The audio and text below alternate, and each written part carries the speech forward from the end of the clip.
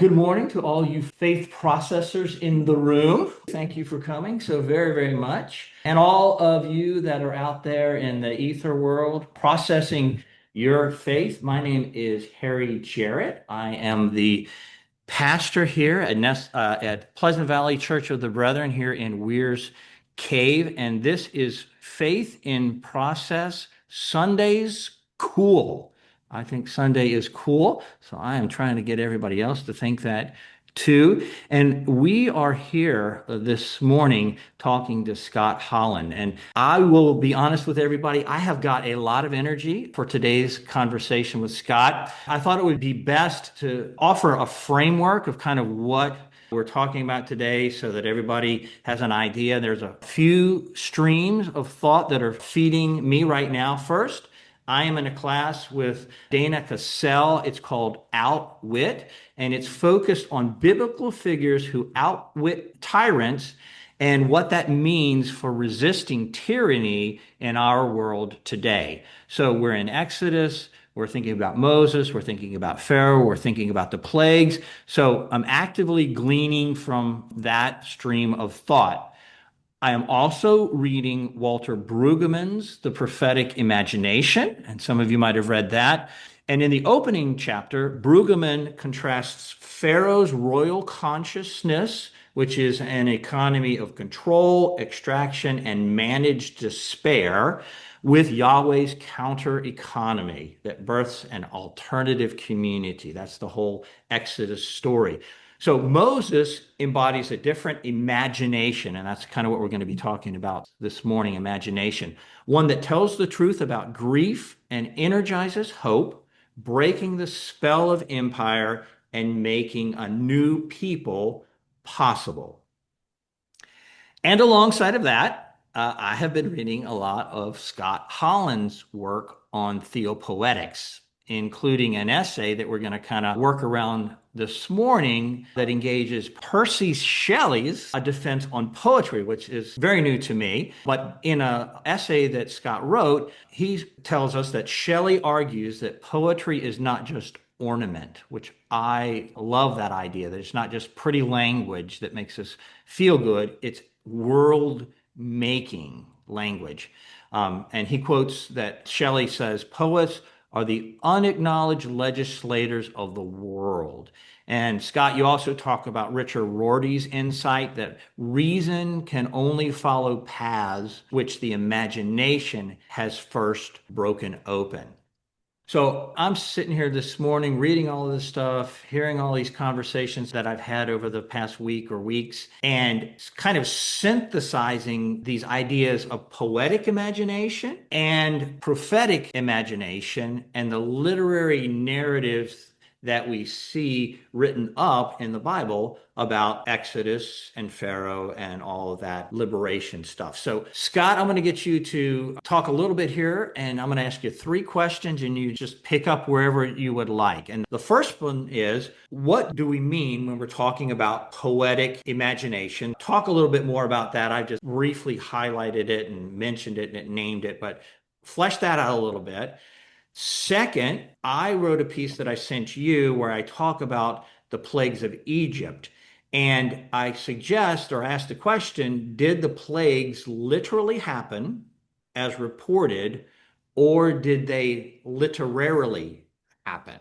That's a question that might make people uncomfortable. But what I mean by that is when liberation literally occurred, did then Moses, through prophetic or poetic imagination, narrate that liberation in a way that exposed the powers and the principalities of Pharaoh's empire?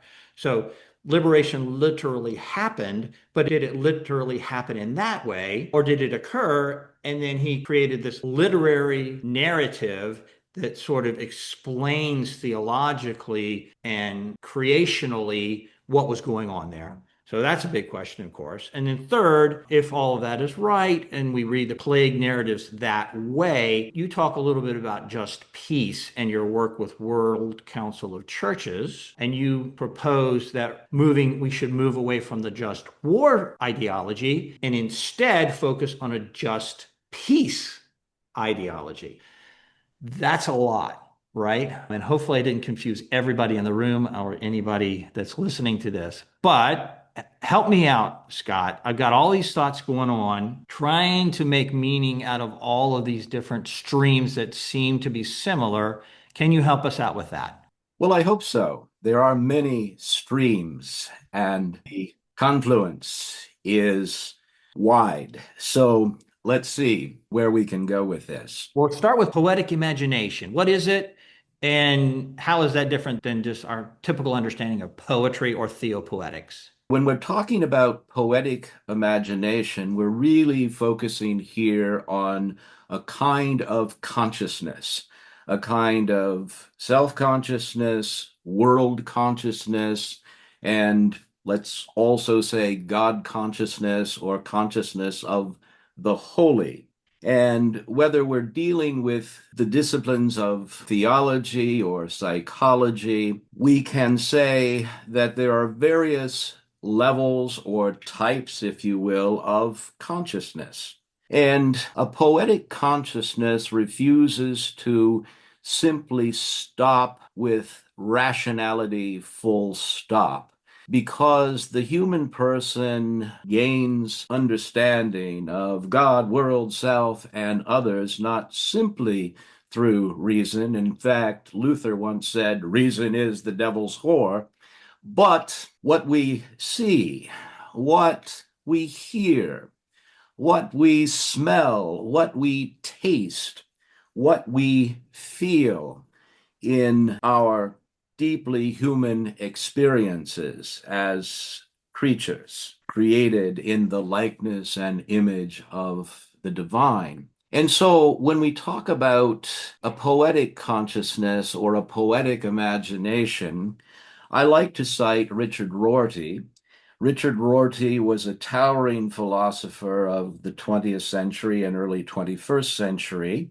He happened to be the grandson of the father of the social gospel movement, Walter Rauschenbusch.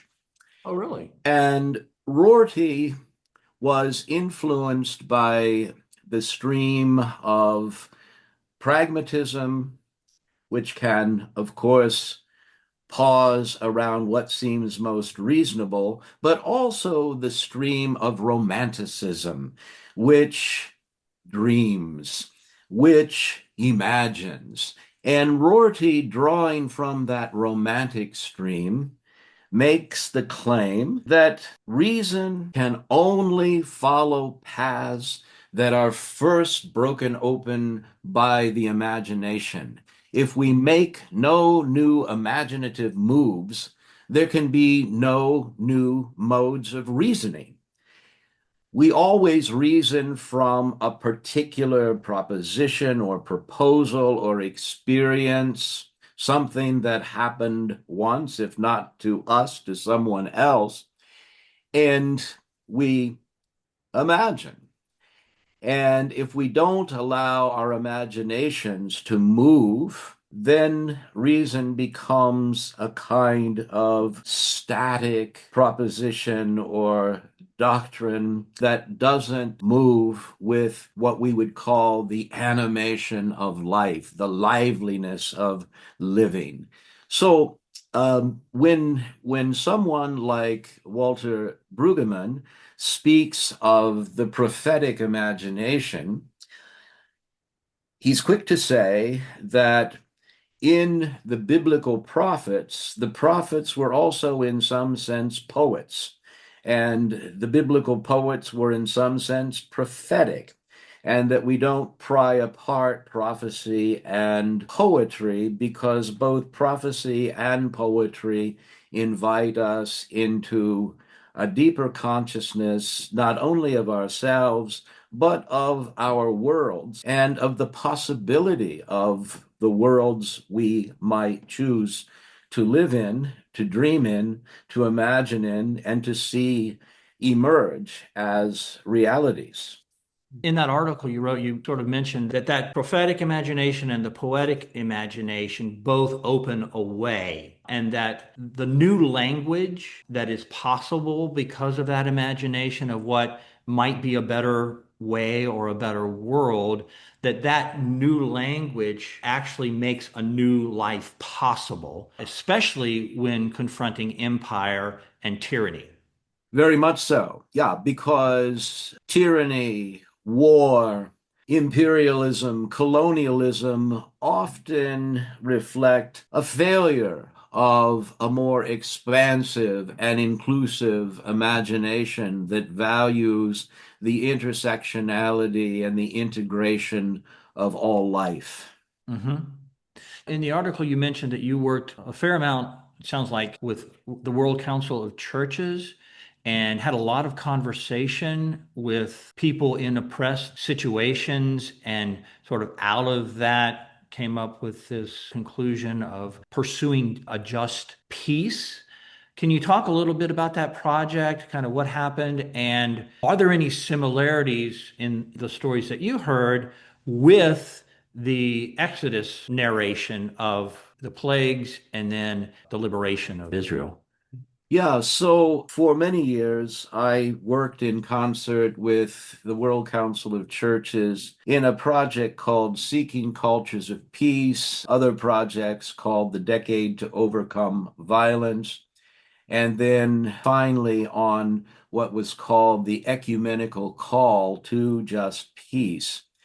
And the World Council of Churches invited a number of us from the historic peace churches, meaning Church of the Brethren, Mennonite, and Quakers, to be in conversation over many years around pursuing peace, feeling that we perhaps could be more helpful to that quest than some of the mainline churches that tended to embrace without much question the old theory of just war. There was a growing understanding that unfortunately the old theory of just war tended to be used to underwrite and justify almost any war or conflict. Oh, that's a just war, so it's okay. Uh, Because it's taking care of a tyrant. yeah, so let's simply recognize that war is unfortunate, perhaps even tragic, but just so wars continue. Hmm. And so often, most of these wars or conflicts didn't even meet the criteria that the early theologians named that would make a war just or justifiable. Simply, the theory was used in a very utilitarian way. And so we wondered, can there be an imaginative paradigm shift from just war to just peace?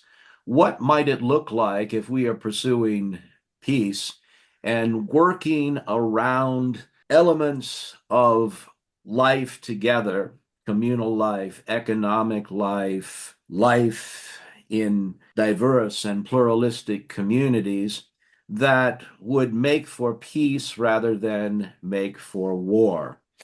And so I would point anyone interested to a document that came out of the World Council of Churches called the Ecumenical Call to Just Peace. And that document was affirmed in Kingston, Jamaica by over 1,000 delegates from all denominations who affirmed that, yes, we want to be on the path of pursuing peace, a just peace, rather than cling to the old theory of just war. And one of the things that's central to just peacemaking is the idea of a deep democracy, not only in politics, but in human relationships, that would privilege liberation, emancipation for all who are oppressed, marginalized, and disenfranchised. Because as the liberation theologians said, first back in 1968, there is a biblical bias on behalf of the poor, the oppressed, the disenfranchised, the marginalized. Hmm. And those theologians actually pointed to the story of the Exodus as a kind of root narrative of what the Holy One as liberator can do within humanity. hmm Yeah, in the paper that I wrote, where I asked that question about did it literally happen or did it literarily happen as far as the plagues go, I did come along some writing about the civil religion and things that like Ben Franklin and Thomas Jefferson said, and even Lincoln in his Gettysburg Address, where they really drew from the whole Exodus story and Moses in the establishment of America and what was happening in the Revolutionary War and how America was being freed from the tyranny of Britain. And so even Americans have used that in their narrative of establishing what America is. Of course, there was a lot of bad things that happened in the process, but people appropriate that narrative for their own liberation of whatever tyrant they feel is opposing them or extracting from them. So I'm interested in moving just real quickly because I want to give everybody an opportunity that is here to ask questions to you about all of this. But is it possible to use this idea of just peace and apply it to the narrative of the plagues in Egypt that ended up killing the firstborn, right, of all of Egypt, which is a very violent thing. The traditional idea is that, God is just pressuring and pressuring and pressuring. And it almost feels like a bigger tyrant setting a lesser, bigger tyrant in their place, right? But which certainly don't like the idea of that, but I'm learning that I can ask questions and there won't be any lightning bolts coming down. So, how do we apply this idea of just peace to the narrative of the liberation of Israel? And is there any sort of just peace in that if we take it as poetic imagination, talking about principalities, powers, the departments of empire that were somehow dismantled by creation, saying no to tyranny? Or is that just so far way out there that it's like, Harry, you really ought to step back a little bit? And are you going to Well, lose I don't think it's pastor? so far out there. I think it's a very legitimate and even deep question to raise. And I like the way you set it up by asking the question around the plagues which were punitive. Is this, in fact, literal or literary? And by that, you're asking, was a literary imagination at work in terms of how the story of Exodus and liberation and indeed the plagues might be told? I think that's a really important question, and I think that's a question that some of us could answer in the affirmative, which is to say that there is a literary imagination here at work rather than a literal imagination. And that then calls upon us really to step back and ask some prior questions about how the ways and will of God are revealed to us. And in some older theologies, there is revelation, and then there is everything else, like inspiration, imagination, intuition, and intellect. Mhm. But I think if we ask the question in a more intersectional, well integrated way, revelation to us comes through imagination, comes through intuition, inspiration, and intellect. There's a play written by George Bernard Shaw called Saint Joan, which is the story of Saint Joan of Arc. Oh. And in the play, Joan of Arc is about to be burned at the stake by the inquisitors, and the chief inquisitor is asking Joan of Arc to recant, and she says, I can't because of the voices that I hear from God. And the inquisitor said, these voices are not from God. These voices are from your imagination. And Joan answers in Shaw's play, how do you think God speaks to us if not through the imagination? Ah, yeah. I love that. Yeah. Well, I think that's a great place for you and I to pause a little bit, or at least for me to pause a little bit and say, from the faith processors in the room, do you have any questions that you'd like to ask Scott? And if you do, you can either ask them from your chair or you can come up here and sit in my chair so Scott can see you. We don't videotape this, so they'll only hear your voice. But if you want to come up here so that you can talk to Scott, that's fine too. Hi, Scott. I wanted to ask you, you were talking about just peace a little bit earlier on and how it's sort of set up to work democratically for all people. In your definition of that, how does that work to solve the sorts of issues that often will cause wars or people will use to justify wars? Yeah, very important question. It assumes that if we're going to have a political democracy, which is to say, uh, a system in which all voices, all individuals are valued and respected and brought into the conversation. It doesn't mean that everyone will always have their way, but it does mean that in a great democracy, it's not mere majoritarianism where the majority triumphs over the minority, but where minority positions are given hospitable space in the community, in the society, to be and to be respected. And a political democracy, therefore, assumes, as the great poet of American democracy, Walt Whitman, said, a democracy of the soul. And what is a democracy of the soul?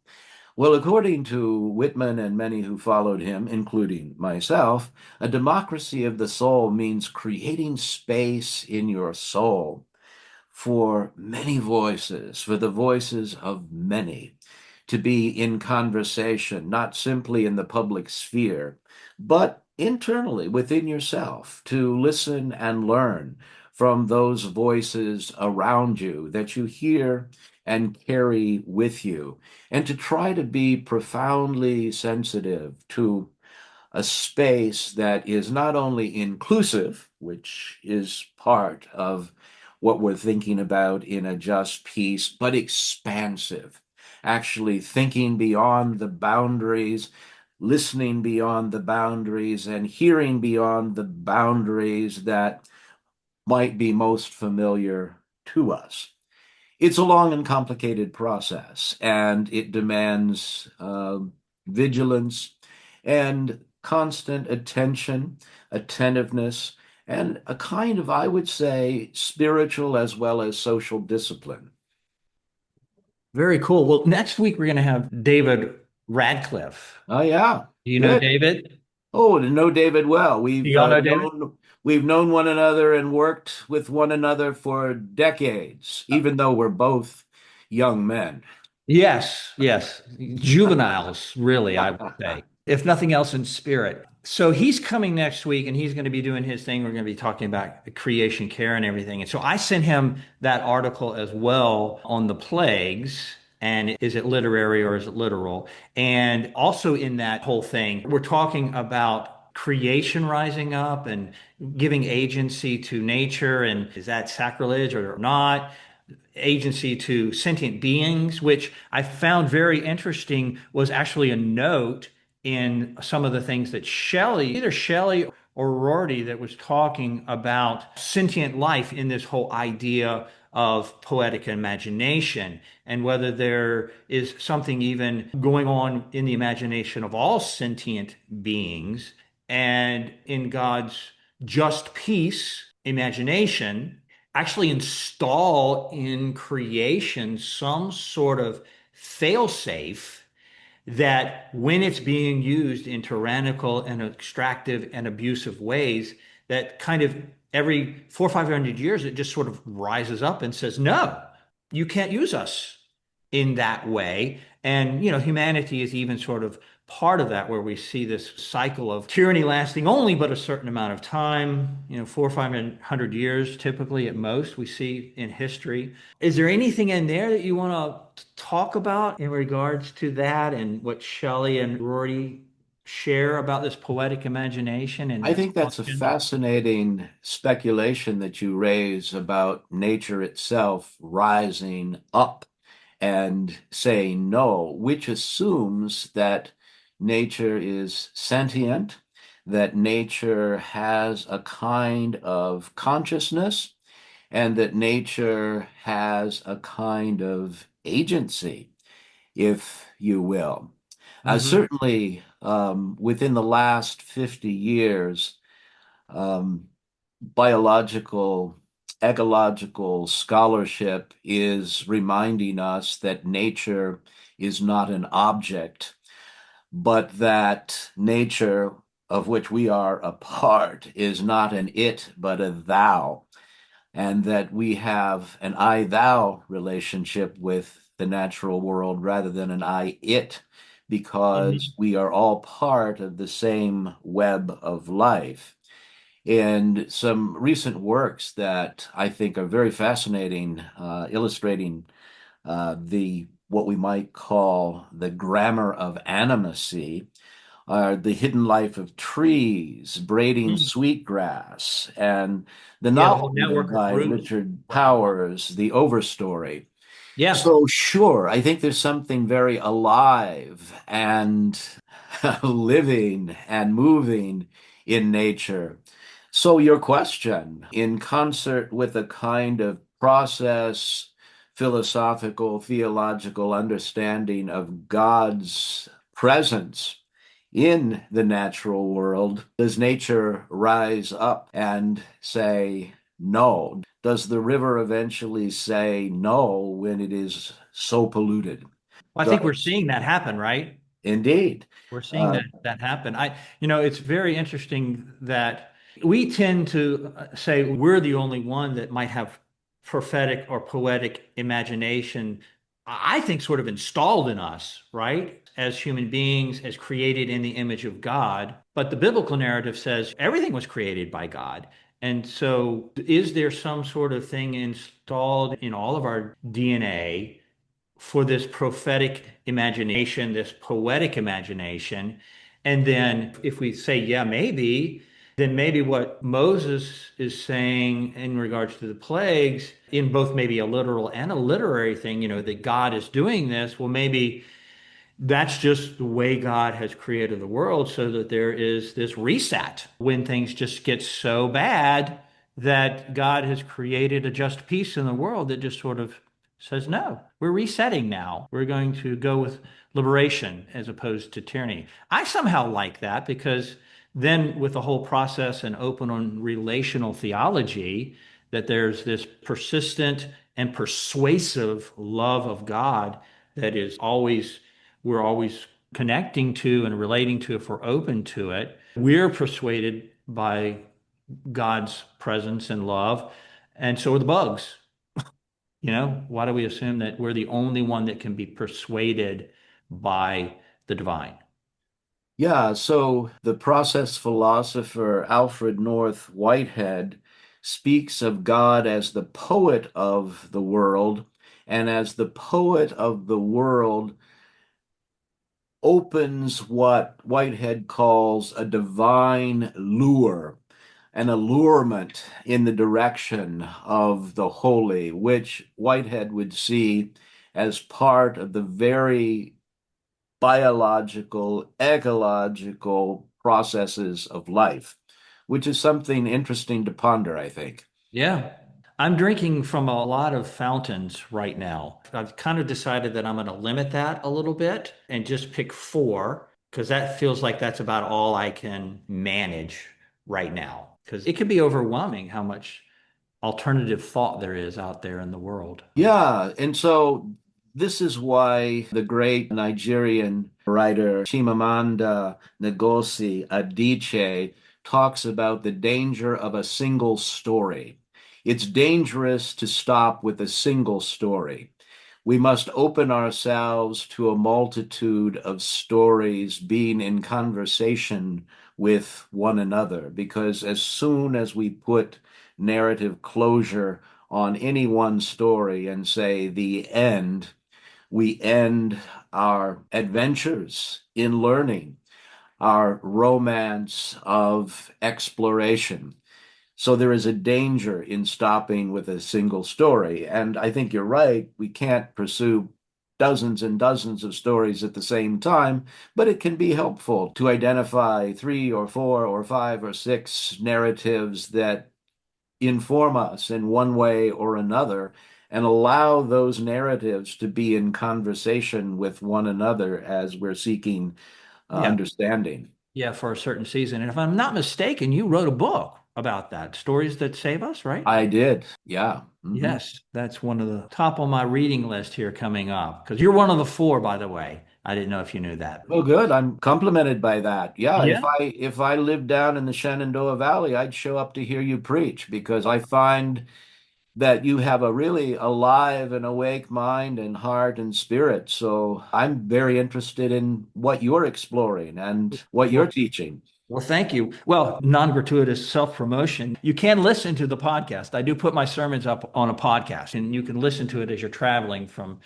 Pennsylvania to Indiana or wherever it is you travel to. So Yeah, well, good.